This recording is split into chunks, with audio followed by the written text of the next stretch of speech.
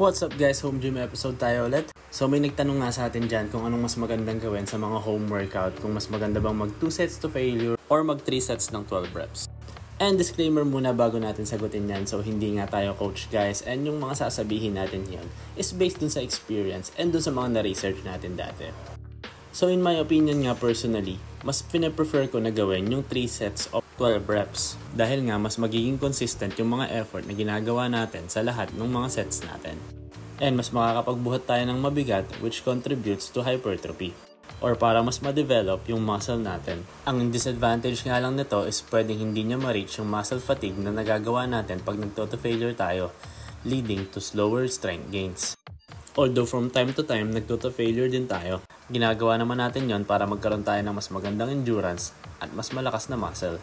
Ang napansin ko lang din pag nag-workout to failure is mas higher yung risk na magka-injury din tayo at mas matagal yung recovery between sessions. So depende na nga yan sa fitness goal nyo. At ang mahalaga pa rin is syempre maging consistent sa workout para tuloy-tuloy at hindi masayang yung progress na nagawa na natin. Follow for more! Bye-bye!